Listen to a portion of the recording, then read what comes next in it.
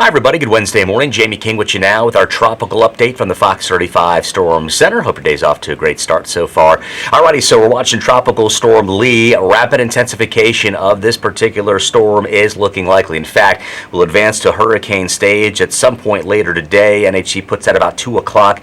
Winds at 80 miles per hour, all while moving west-northwest right now, currently at 14 miles per hour. So as we look down the line, Category 4 status looking likely. Rapid intensification. Could it go above a 4? It's possible. Sea surface temperatures are ripe for this type of intensification. So that's one thing we're watching currently. I could tell you longer term, looks to stay just to the north and east and eventually north of Puerto Rico as we get to 2 a.m. Monday. There may be some limited wind impacts along the island chain, but certainly avoiding the brunt of that circulation and the highest winds. We've got 150 mile per hour top sustained winds, gusts likely exceeding 170 to 180 miles per hour as we get closer to that point in time.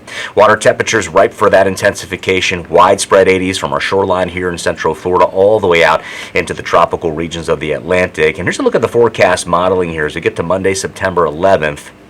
Putting in this general range here, just north of Puerto Rico, northeast of Hispaniola. And then we start to see indications of a little turn there to the north and northwest. And most forecast models have been leaning that way. The major global models, the Euro, which I'll show you, the GFS, which I'll show you here in a second, showing us that type of path. So here's a European model here for you. And I've plotted out some wind speeds over the Atlantic on this wind swath. You'll see the movement. Pretty cool look model here for you, and shows how those winds continue to increase as we reach another point here, coming into phase and peaking there at 179, and then you can see that turn to the north. There are winds in that range of 130 to 150 as we look longer term, with a little bit of a turn or wobble to the northwest according to the European. So that's why we say this is not a fish storm or out to sea solution type situation where it just runs free and clear away from land.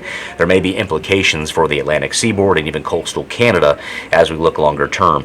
GFS, there were the American model showing a similar outcome, passing several hundred miles east of us here in Florida and a few hundred miles east of the Bahamas, and then riding up near the New England states, possibly into eastern Canada. That's a look there on the end run here, this particular forecast model, by Friday next week, September 15th. So we've got our eyes on that. So what could steer Lee on out to sea? Well, it looks as though, keeping it at least away from us here in Florida, some troughing of low pressure over the Atlantic states, and then as we look back out toward the mid-Atlantic region here, over the central Atlantic high pressure, so an escape route of sorts, at least as we look in terms of it being east of Florida, several hundred miles, but a recurve back to the north and west, according to some models, might be in the cards longer term. So we'll be here watching and tracking for you.